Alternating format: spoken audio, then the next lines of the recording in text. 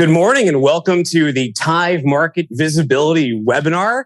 It's an exciting time. I'm Dooner over here. Thanks for joining us all. We have a fantastic panel.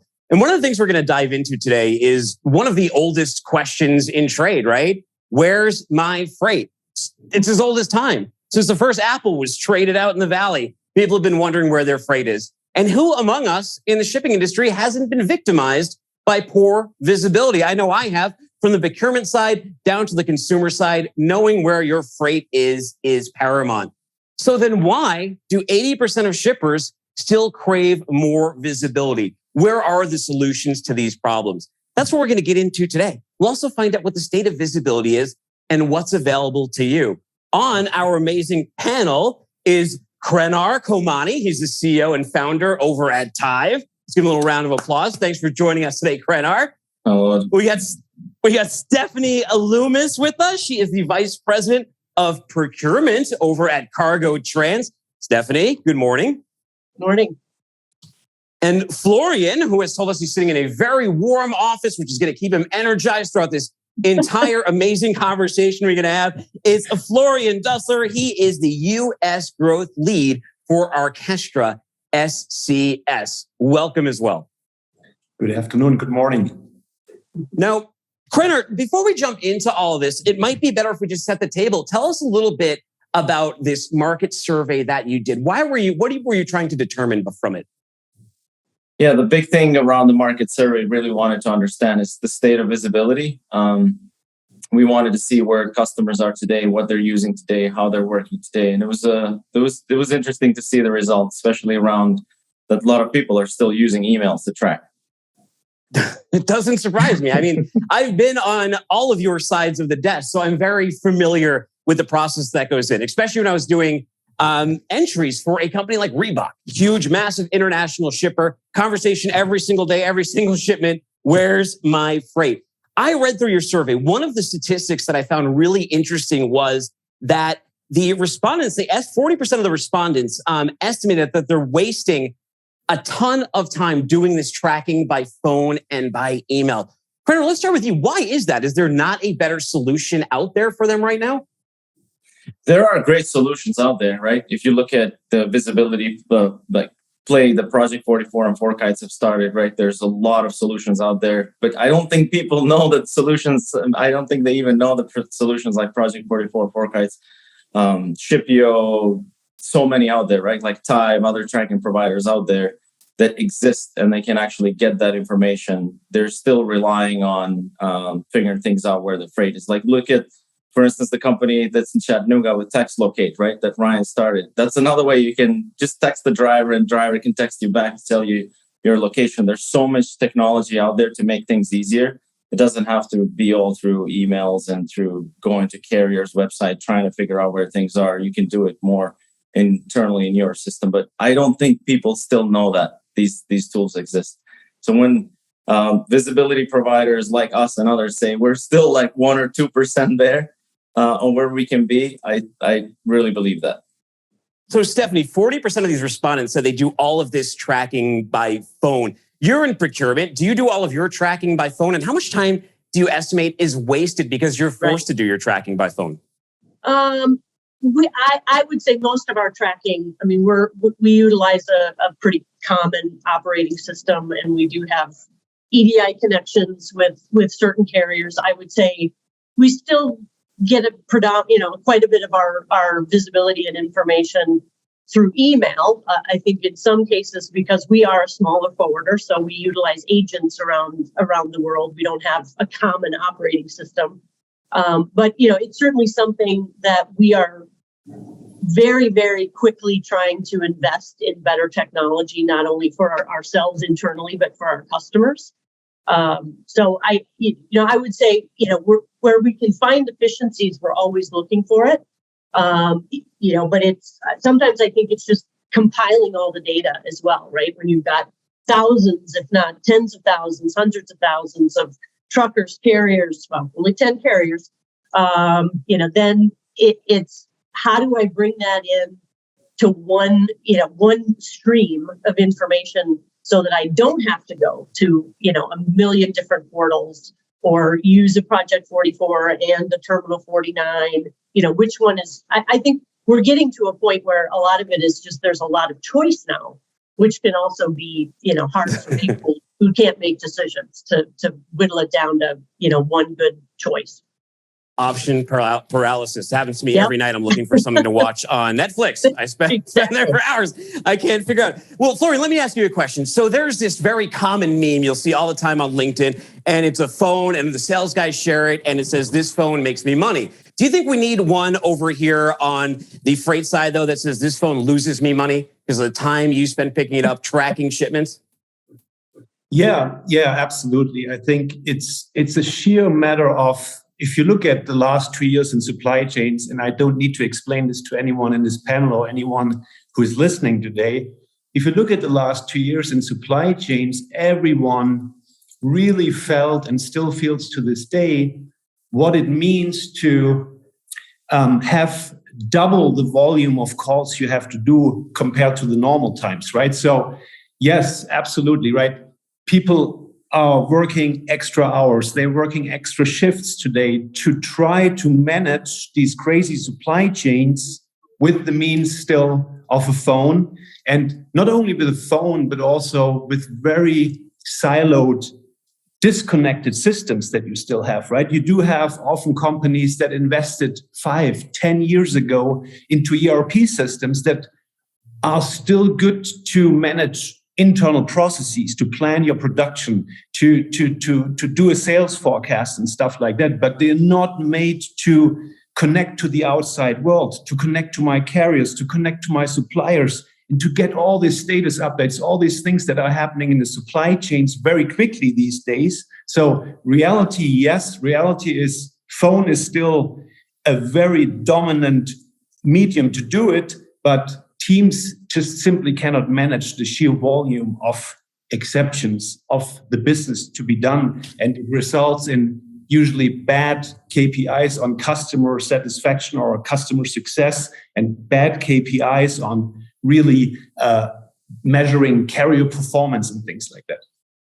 Krenar, I've never wanted to do a freight check call when I was in operations. The reason I would have to do it is because I lacked the visibility through their website tracking, or I wasn't getting the information through email. But he just made a great point right there, Florian. He's talking about all the exceptions and things like that, all these other points that happen along the way. Like, especially when I was dealing with something like a commodity like perishable fish, something like temperature. That was something I would really like to know, something like shock.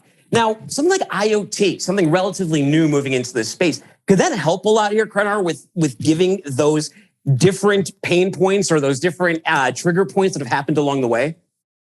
Yeah, absolutely. And talking about check calls, when we work with 3PLs that are, when I started 7 years ago, but when I would talk to them 4 years ago, they would say, hey, the way we do it is we actually have a protocol that we have to call the driver every 1 or 2 hours, where the driver needs to check the mirror and make sure that the temperature is like the green light's there, and then he needs to pull over every 4 to 6 hours to make sure that the reefer is set correctly at 32, 36, 40 Fahrenheit, whatever it is.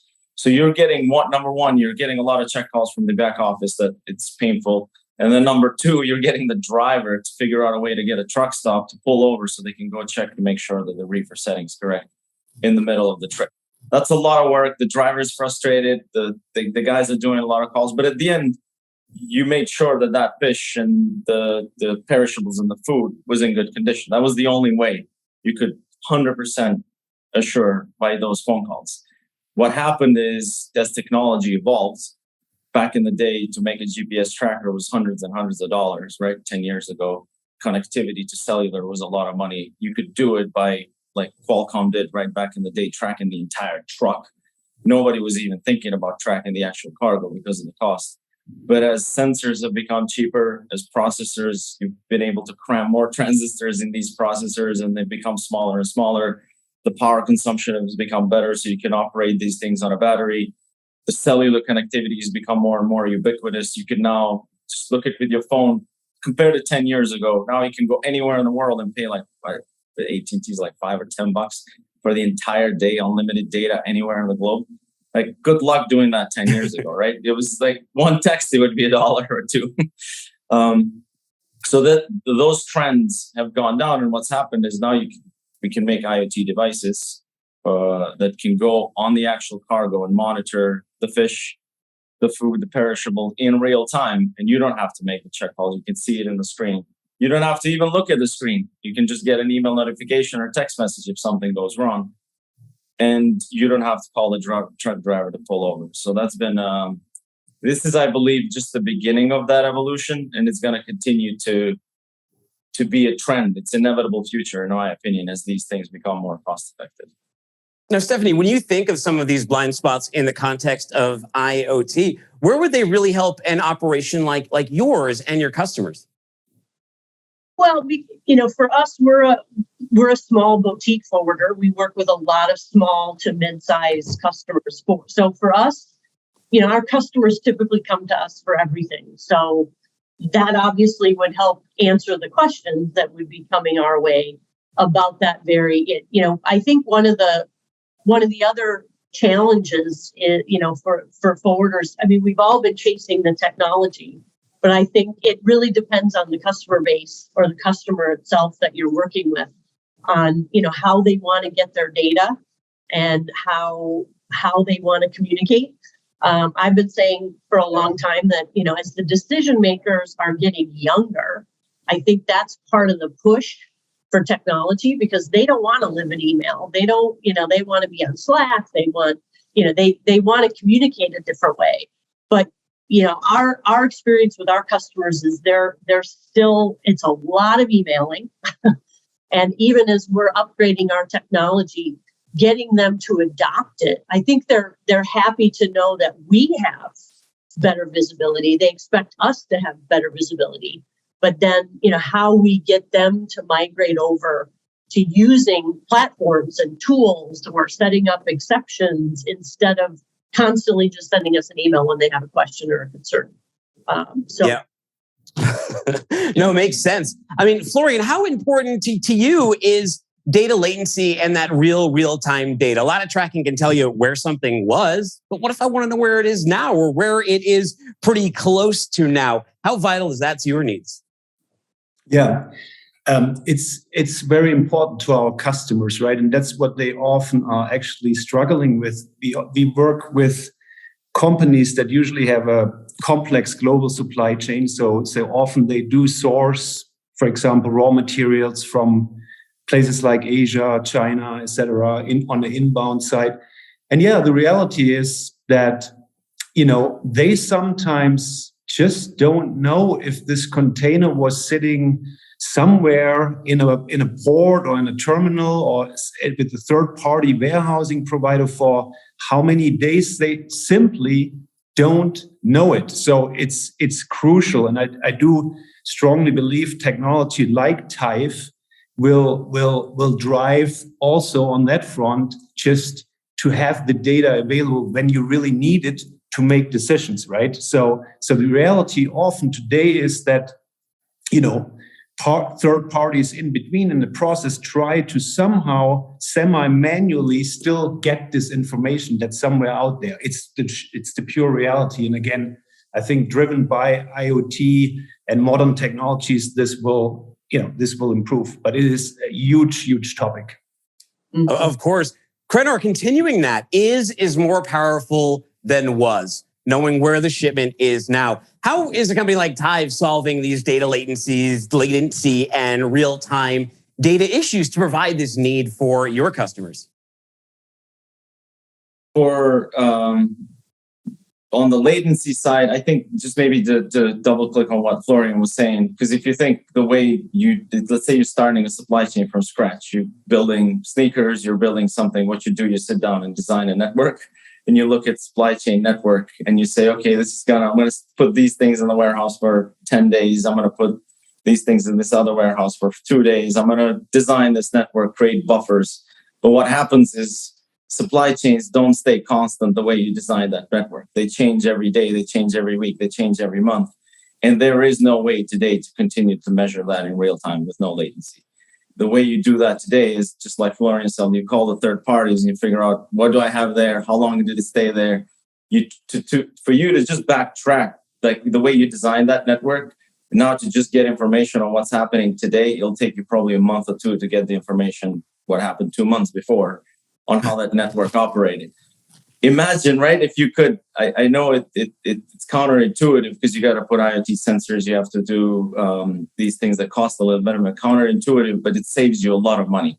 And with these, you can in real time figure out what's happening with your network, where the things are being delayed, where stock is being stuck the most, where you're realizing, hey, or you don't even know sometimes where your inventory is while in transit. So these are, with IoT, essentially almost there's no latency because you know in real time where things are.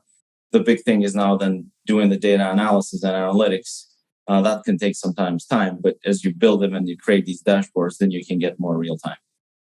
Yeah, Stephanie, like when I used to do this stuff, and I remember I would get all these calls about where the freight is, I'd often feel handcuffed. I would feel handcuffed by the visibility on that. And I would feel bad because the shipper was, you're supposed to be professional. They used you for a service. They keep calling. They want to know where their freight is. And you have no update because you're relying on that third party.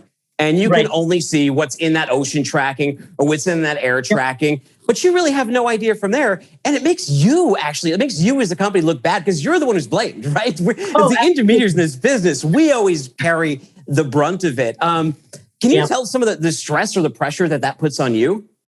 Well, I mean, in just the case of, let's say, some damage. I mean, if you're moving a full container, it could be that the product arrives damaged and there's no way to know to backtrack that to figure out, because you're right, as the intermediary, the good and the bad of being a freight forwarder is we're responsible in the sense that we're being paid to do the service. But of course, we're rarely, if ever, liable because we're a non-asset based service provider. So, but it's our responsibility to figure out at what point in the chain did that shipment get damaged, and how do I capture that data if everything, number one, is dated. It's hard without a tool like Tive has. You can't. It's very difficult to be able to pinpoint where something happened to cause that kind of damage. So that would be the best example. I mean, other than just obviously with the congestion, we're getting more and more questions all the time about, well, where exactly, where really is, we have a customer currently that, not overly savvy on the market, didn't really see the congestion building on the East Coast. And, a month ago, things were pretty smooth. There was maybe, we've had congestion around the globe for quite some time, but the East Coast was not as bad as other places. And all of a sudden, in just a few weeks' time, it's gotten pretty bad. And, they're looking at tracking online and they're, why does it look like the ship is over in the Sea of Japan when it should be coming from China? So then, there's that explanation that, we get put in that position of trying to explain the process. And again, I'm not, some of these shippers really do want to know, okay, I get it. There's a 2-week delay, but where exactly is my container? Even though they know it's not going to, arrive for 2 weeks. And that's really difficult to get out of the carriers. So without a tool like we're talking about today, that those questions are almost impossible to answer. Well, because it's sort of like the question of where's my freight in freight is almost like a Russian nesting doll. There's a bunch of people asking that, right? So the person asking you has someone above them asking, and they can only give as good an answer as you give, and you can only give as good an answer as the one you just found out from that website. So you're all frustrated. Florian, in your organization, who do you think is the most frustrated by this lack of visibility? Yeah, I can pick many different roles when we engage with our customers, but I think one key role, is kind of where it usually ends, on which desk it usually ends, is the manager of supply chain, right?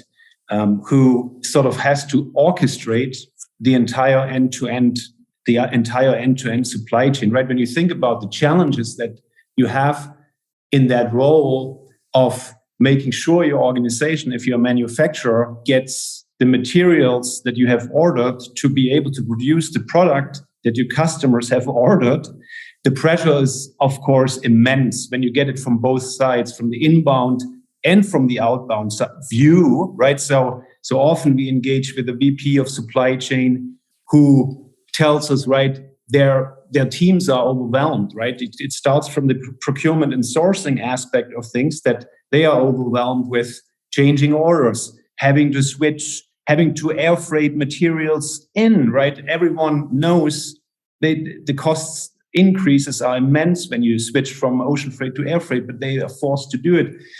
Having the inventory, telling the production guys we have enough inventory to produce what our customers order. So usually at the sort of supply chain level, everything sort of funnels together. But if you really drill down, you could go from procurement to logistics to warehousing, inventory management, even to your sales organization that has issues with committing to the sales that they want to give their customers updates on. It's really, again, I think the role of the supply chain has become, even more challenging throughout the last 18 to 24 months now. And it's that persona that we are trying to help and helping with our approach.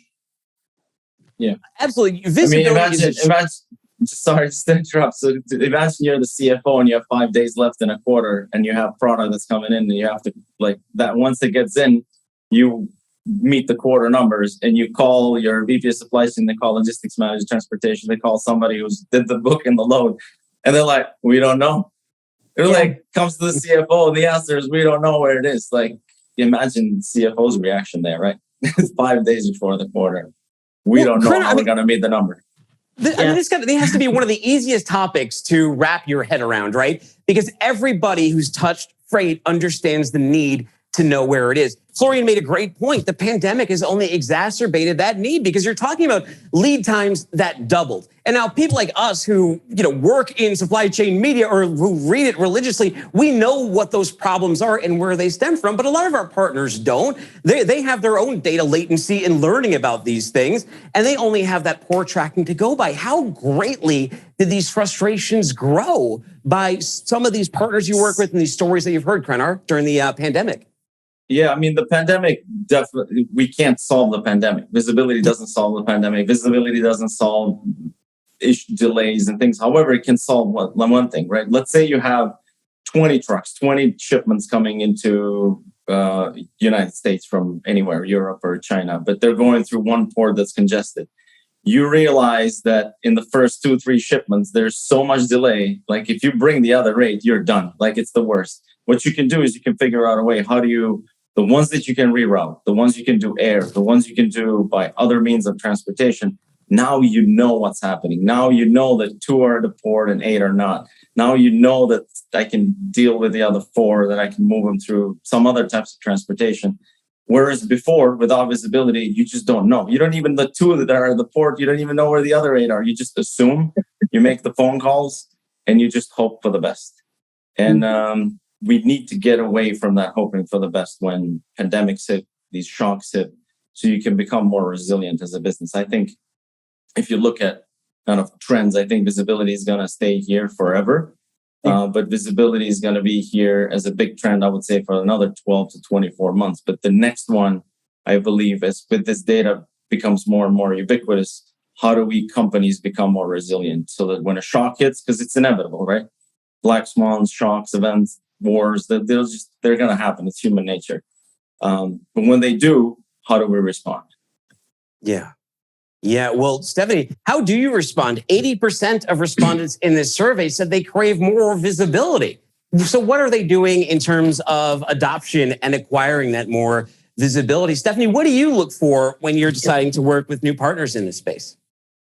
Well, it's a combination of obviously our own, these are large investments and sizable amounts of time and effort to get them up and running. So we look at a need for internal, production efficiency, better processes for our operations. But, it's really mostly about what do the customers want and what do they need? What's going to give them the ease of use?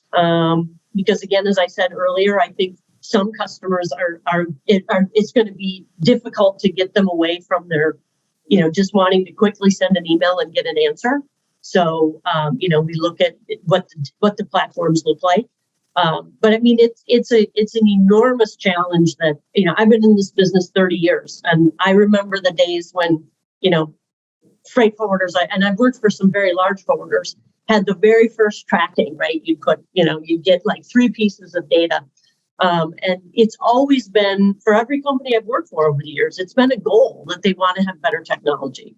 But now, since the pandemic, it's become an absolute, essential. If you're not digitizing and you're not moving forward with technology as a forwarder, I don't think you're going to exist very long because of the demands of the customers for this kind of visibility. So I think it's a race for a lot of forwarders. It's an important choice and investment, and I think it's probably different for every forwarder. Some are building their own, some are buying off the shelf, but it's really about giving the customers what they need and what they're looking for, because if you don't, they're going to go somewhere else. Rates are a secondary issue, I think, for a lot of companies now.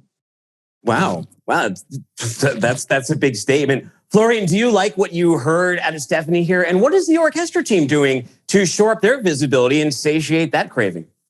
Yeah, no, Steph made some really, really good points here. I think, you always have to map sort of vision and future and, completely integrated, automated, AI-driven, end-to-end automated supply chains and visibility in all of the nooks and crannies of those. I think everyone who's dealing with supply chain management on a daily basis also has to realize you really have to start sometimes with baby steps. You have to really try to help your customer, which we do, to prioritize, right? To prioritize where to invest, where to spend time into improving the supply chain efficiency. Because the reality is, as I said in the beginning, a lot of the companies and organizations already invested quite vast amounts and efforts into technology. We shouldn't forget that, right? And I think,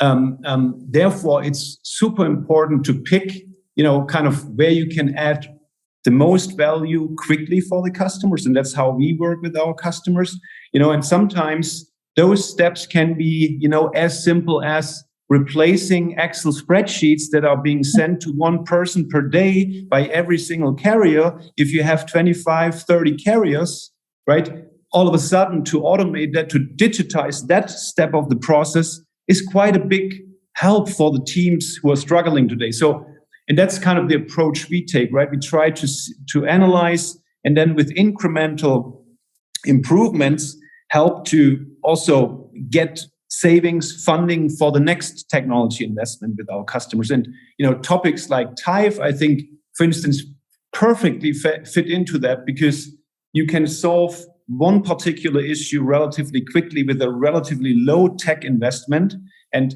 make it live, make it visible on a modern digital platform as we provide it to our customers, and then start to work on the next problem, right? And again, that's what we try to achieve with our customers successfully. Start with the inbound side, and then when we have solved that, build the landed cost dashboard, and then we're going to go on the outbound side and so forth.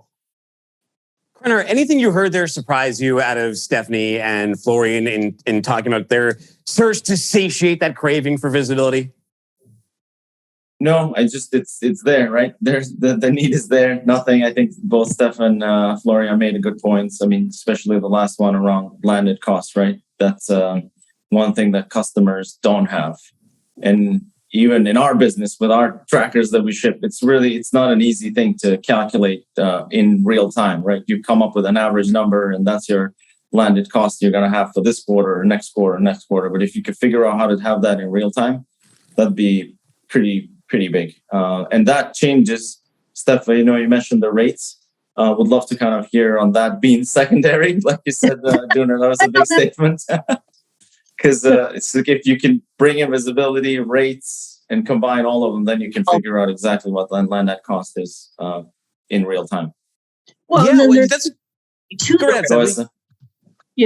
that's there's tools for that too, which I think will come along with as companies get more and more comfortable with technology and they begin to push for more data.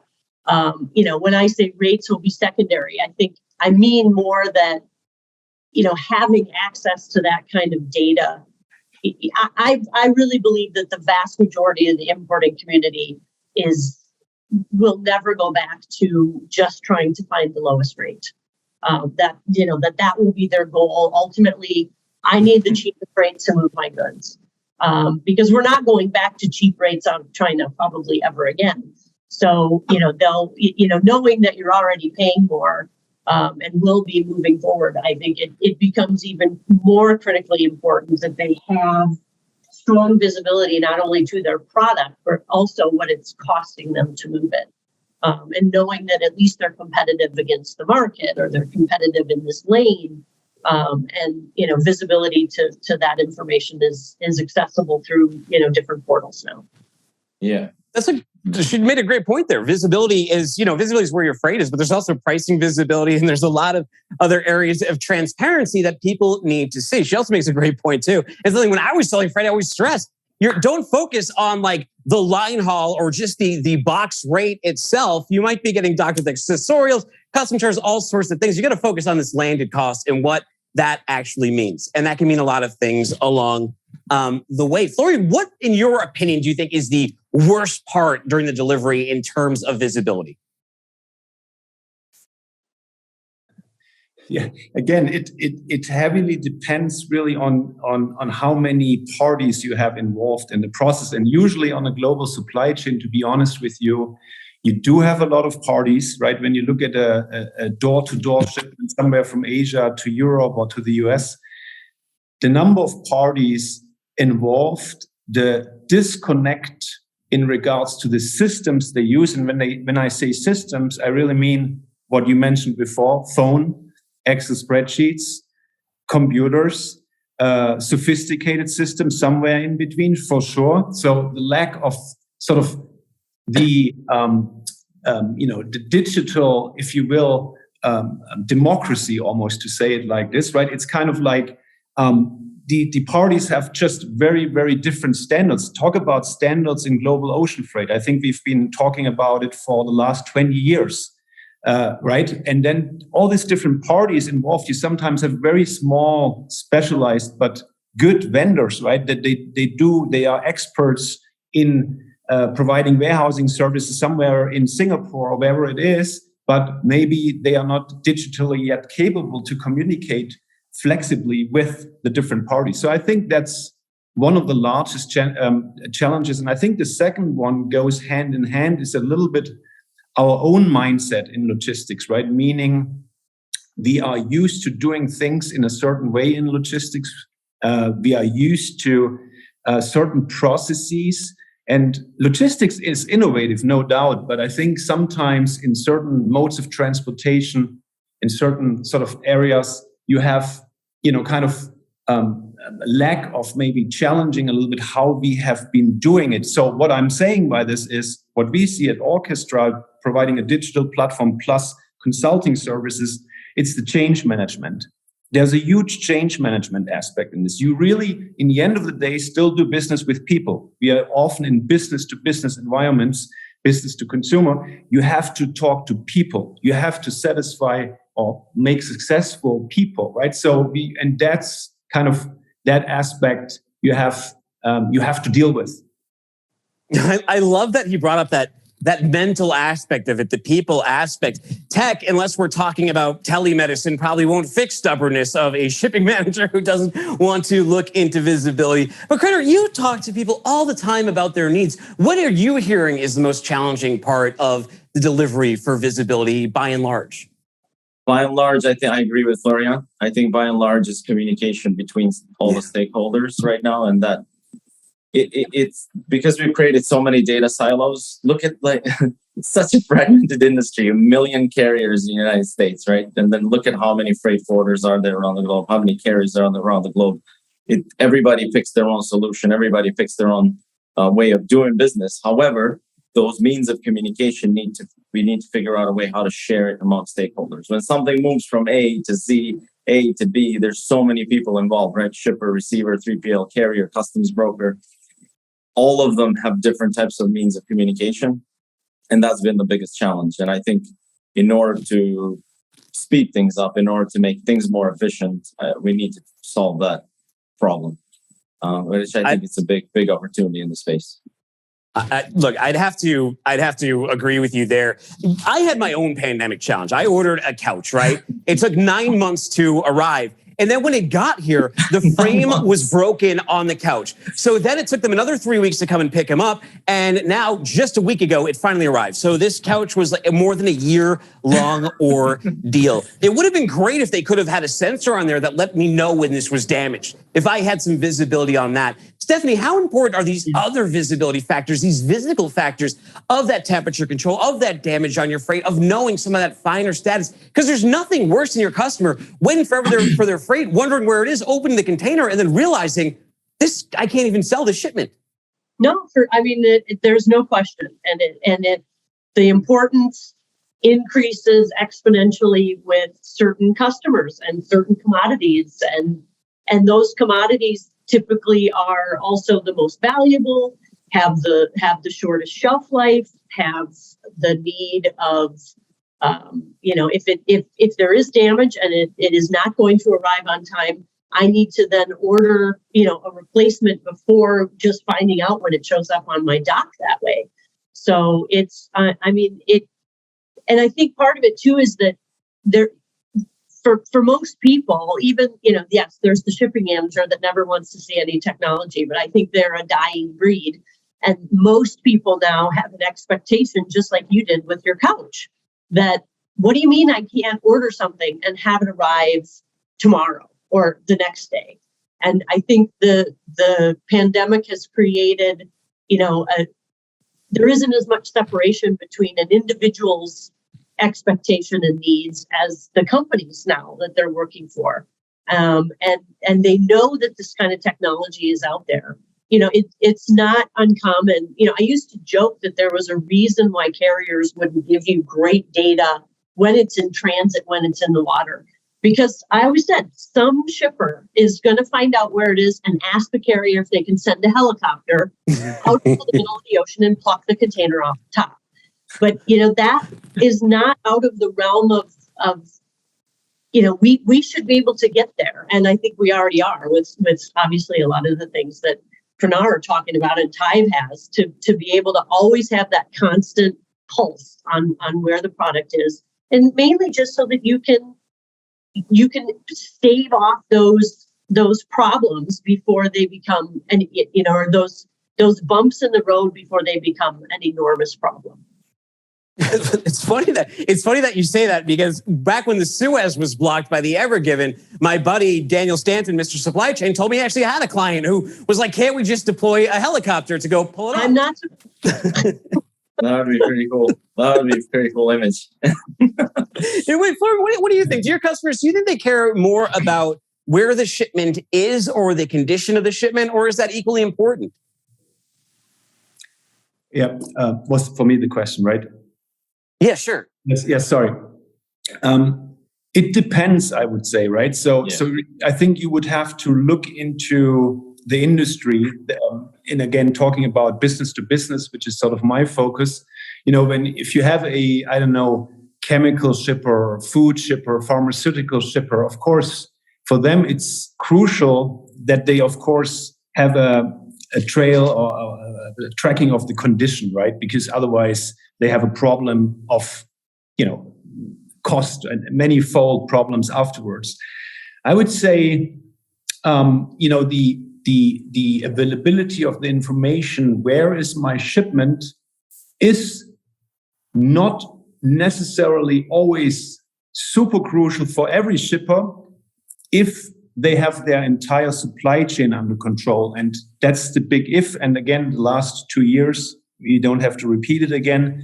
They were exceptional on many, many fronts, right? So, but I would say good supply chain planning, good inventory planning, good overall logistics planning, having a strategy in place, having a good distribution strategy in place often helps sort of the regular shipper, right, to manage without necessarily having to know at every point of time where exactly are their shipments. But again, the pandemic taught us now that was not the case, because everything was messed up. Inventories were messed up. Lead times were messed up. So hopefully going forward, right, as the supply chains at some point normalize again, I think a lot of investment will also go into sort of improved supply chain, overall supply chain planning, which usually leads to more stability and not necessarily always having to know where exactly is my container right now, like one day off or two, right? So that's my viewpoint on it. Brenner, before we move on to some questions, I know we have one in here, let's put a bow on that. Well, how do you feel about that? And what is your philosophy when you think about something like Tithe and visibility, knowing what they just said and knowing that the importance of where it is and how it is? I agree with Floor. It depends. It's if you're shipping charcoal, I don't think you really care about is it hot, is it cold, is it upside down? But are you shipping? Just depends. It all depends on the type of product that's being shipped. And there are products where condition is crucial and a must, like food, perishables, stuff you mentioned, shelf life. Anything that has a short shelf life, you need to measure its condition. Otherwise, it's directly affected it affects its shelf life. So I would say it depends. But location, in my view, it's a must. It's paramount. It's like not even a question. It should be on every single shipment. Well, speaking of questions, we have some. Are you ready to take some? Sure. Oh, great. All right. And you in the audience, if you have some questions, now would be a great time to throw them in there. The first one comes in from, and I hope I'm saying this right, Surinder. It says, I agree with Mr. Krenar. For IoT and real-time data, we have not been able to get a good supplier in India. Kindly guide us. Well, we'll give that one to you, Krenar. Can you guide them on where to look in India? That's an easy one. What was Surinder? Yeah, we actually just shipped a few hundred to India this morning because we have a customer there. So we can easily work with Surinder or anybody who wants help there. We're a global company and we can ship anywhere. Very good. Well, here's another question. This one comes in from June, and they say, I agree with Krenar saying that the visibility matters, right? And all of that. But they say that, it doesn't solve delays. Of course not, right? What this solves is the challenge between intermediaries, between the person to person, or eliminating some of that person to person so we can empower ourselves with the data. But what they want to know is, tell me about any use cases where the planning combined with the real-time visibility really enhanced that customer experience. We could start with any one of you. Krenar, I suppose we'll just start with you on this. Maybe Florian, you probably have a better answer. This, like combining, because you were at Orchestrate, planning and visibility together. Yeah, I think one of those examples that comes to my mind that is really applicable. I've been talking to a prospective customer a few weeks ago that works heavily with third-party contractors, right? So it's actually in the steel industry, so not, let's say, a highly sophisticated industry from that you have to track the condition all the time. But for them, it was crucial. They had or still have no visibility into sort of what's the status of my shipment that the third-party contractor has to do something with, right? A process step in a metal kind of processing. And I think with the introduction here of smart IoT tags as an example, you could solve automatically that problem, because if you physically move your pallet or whatever it is from processing into a warehouse and you have a gateway or some kind of a sensor that automatically senses, hey, this pallet has been moved from processing into the next step, and you load that signal via an API onto a digital platform like Orchestra, you all of a sudden have an automated inventory update, right? And that's one example that I can think of where this is highly applicable. I've been also engaging with automotive companies, right? OEMs, manufacturers in automotive. Some of the brands that you also know who make the cars, they are switching more and more on their inbound inventory management to live IoT data points they capture. So there's not a guy anymore with a scanning gun at their warehouse when a shipment comes, but it automatically is registered in the inventory because they have a tag on that pallet, right? So I think what Krenar said during the discussion too, you see the adoption is picking up. And I think you will always see sort of the innovators, right? The laggards, the innovators, and the followers. But you can see in certain industries it's starting. Well, and what you said too, something that like I kind of heard there in the end too, was it almost gives you a competitive advantage, right? Shippers are going to demand this stuff. So if you can't provide it to them and other providers can, you're going to be behind. Exactly. It's going to be considered as a kind of a knockout or as a quasi standard that you have to have it. Yeah. Stephanie, there's a question in here for you. It says, in your experience, which one of your customers is the biggest pain? No, it says, in your experience, which one? Well, which one of your customers is complaining the most, but they give you an out. They say in terms of industry, so you don't have to specifically name names. I mean, pain is obviously a bad word. I mean, the sales part of me cringes at the thought that I would even answer that question, because I don't want there to be, I would say, complexities. The automotive industry comes to mind, the chemical industry comes to mind. Anyone, automotive, it was their, the intensity of the just in time. Nobody did just in time like the automotive industry. And if anyone defaults back to it quickly, I think it will be the automotive industry. And you get that because of just the magnitude of suppliers and tiers of suppliers, the volume of parts that they have to capture. That inventory cost has to be managed very, very tightly.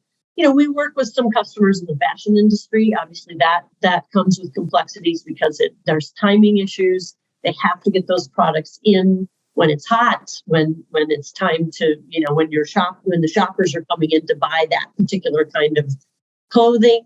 And then, any manufacturing, it just depends. There are times in the year where either they have a new production run that they're working on, that they have to get particular, orders and shipments in on time, or shows that they're getting to. So, even the lowest value commodity customer, where you would think that, their supply chain complexities are either minimal or they don't, I'm sure they're not too worried about their transit times. Again, when you have this much disruption in the market, everybody is affected. So, even traditional, the heavy shippers, the people that are moving granite and tile, that typically we're always looking at, lowest cost on the water as possible, and transit time was not as big of a problem. I hear you can't get tile in a lot of tile shops. That's a bad thing. If you can't get your products on the shelf to sell to your customer, you're obviously in a bad spot. So. Yeah. Well, Krenar, we have one for you, and this one might be music to your ears, and it's a problem you're probably trying to solve every day. How long until we have real-time visibility on every shipment? Oh my God, that's utopia right there. I think we're gonna 10 to 20 years. I'll give you a big range. 10 to 20 years. What do you think, Florian? Stephanie, is that? Well, yeah, to visualize like every container having tags, and potentially every skid, every LD7, that's a ways off, because who's ultimately going to pay for it? It'll be the shippers and the importers, and they always push back on having to pay for some, especially for those that wouldn't need it. I think that's a pretty good target. Yeah, I agree. Let's talk about it in 10 years again. The key is to make these things so negligible in cost, and no shipper, no importer thinks about it anymore. That's the key. So you're saying there'll be a lot more webinars before we solve all this one. Well, George has a question. George is an interesting one, and his is related to the pandemic. He said China produced twice as many containers over the past 2 years. Has this been helpful for the supply chain, or has it just made congestion worse? Stephanie, I think you might be well equipped for that one. I think it made it worse. The supply chain as a whole is it's not only a valuable entity, but it does have capacity, and we obviously went beyond capacity by putting that many vessels into rotation that many containers. The carriers were chasing the volume they could get at these phenomenally high freight rates, but it ultimately made it worse. And that's why, we're still sitting here how many months and years later, not resolved in really any way. In fact, it's getting worse again. So, and I think there's, it'll be interesting to see what happens with some people in the industry think we're going to end up with empty containers sitting all over the place when we go back to normal, because we're not going to have anywhere to put these things. So, yeah, I think it made it worse. We have one more. We have another question here, and this one is from Cooljet, I think. It says, I wonder sometimes if real-time visibility is overrated. Isn't there a possibility of a supply chain practitioner getting overwhelmed by too much information? What do you guys think about that? Florian, do you feel that information could be too overwhelming for you, maybe? Yes, clearly. And it happens every day. I think my view is on that. Clearly, you need to be able to automate your sort of 80-20 rule, 80%, 90% of your shipments of your volume automated as much as possible, right? And help your teams who have to deal with the issues to do a better job at the exceptions. And that's all what it's about, I think, in the end of the day. So my answer is you don't need to see at every point of time on a 80-90% normal shipment everything, right? You need to really be able to quickly and proactively manage your exceptions. And that's what it's all about. And I think that's what everybody in this call sort of from the panel is after. That's my opinion. And that's what I see with our customers. What do you think, Stephanie? Issue of potentially too much data? Oh, yeah, absolutely. I think that at the end of the day is why there's so many software companies jumping into this space, because there is so much data. And you have to have the right tools to filter that data properly to, what your specific needs are, how you view it. But I would agree 100% with what Florian said. It's about, unless you're only moving, a handful of shipments a month and you just really like data and you want to watch every rail check that the container takes, you've got to manage by exception. It's about, what's powerful about having this kind of visibility and data is the predictive nature that you can now have over your supply chain, is being able to see problems happening before they happen, or, defer, move cargo in a different, form, in a different routing when congestion grows in one particular part of the world or not. Makes a lot of sense. Well, first of all, I want to thank everyone in the audience for their questions. That was wonderful. And I think maybe the most important question to end here on is about collaboration. We can't do any of this stuff without collaborating a little bit, can we? Colonel, let's start with you. What collaborative data issues stand in the way of offering this type of visibility, especially at scale? At scale, I think the big thing is we got to be careful, right? There's sharing and there's privacy, there's visibility and there's privacy. So if you ignore privacy and nothing's private and nobody cares about their data, then collaboration would be solved and everybody would see everything. But that's never going to happen. And if you think of, I was just talking to somebody yesterday. We were talking about tier 1 and tier 2 and tier 3 suppliers.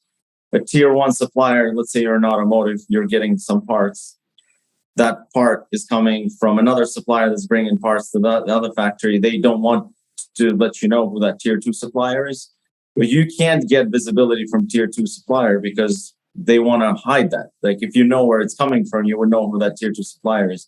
So I think what we need to do is start figuring out some masks around data on, well, you're not going to get longitude and latitude on everything, but you're going to get it left.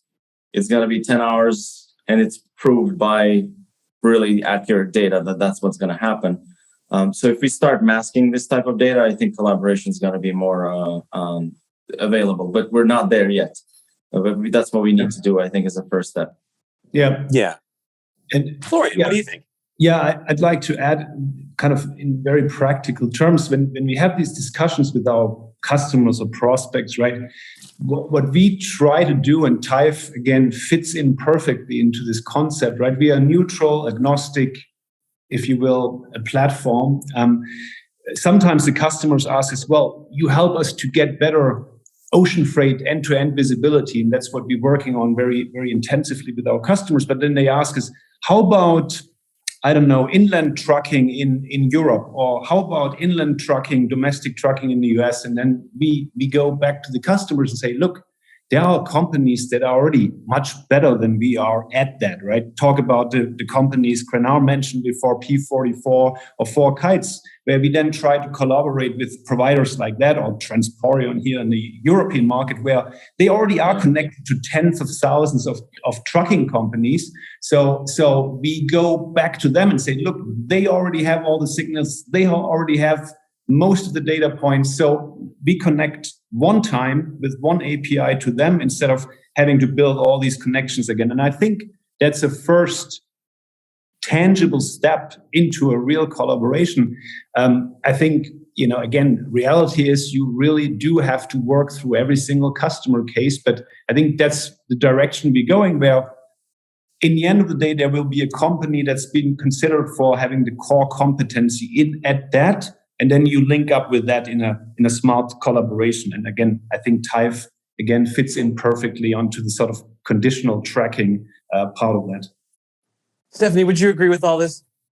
Absolutely. I mean, the key to good collaboration is trust, and that's been a tough part of our industry. I think from decades ago.